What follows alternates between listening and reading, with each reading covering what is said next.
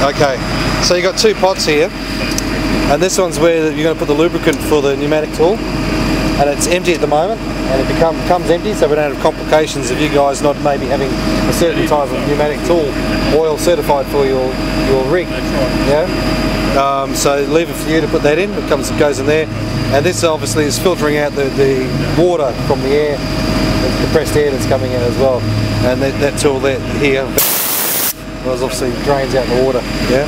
Yep. Other than that, what have we got? We've got a regulator here that regulates the pressure of the water. If it's too high, it'll regulate it down to 5 bar. And then you got the two air regulators. One's going to regulate and shut off if the pressure's too low, and one's going to regulate and shut off if the pressure's too high. Is that a good way of putting it? Correct. Yep. Over on this side over here, you've got a water filter. If the guys were shipwrecked and they had to put seawater in it, then this might filter it out a bit, but other than that, never put seawater in it, just normal water. And you can probably go standard use, you can go a couple of years before you have to really change that, unless you're using really contaminated water. But normal city type scheme water, a couple of years is how you go, so it's not something you need to fiddle with all the time. Potable water on board. Potable, yeah. And as we just discovered, remember, if there's no water flowing to the tool, the valves are going to shut off the air supply.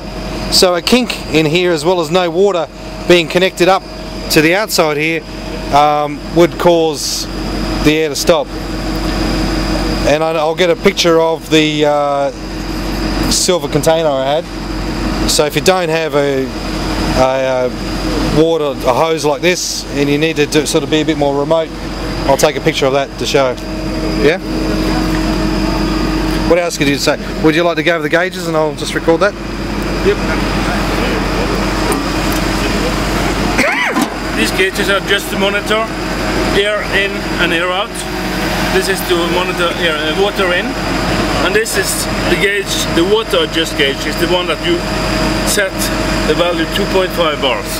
When you set this 2.5, all these gauges that we were talking about in here will be fully open, and the machine will work perfectly.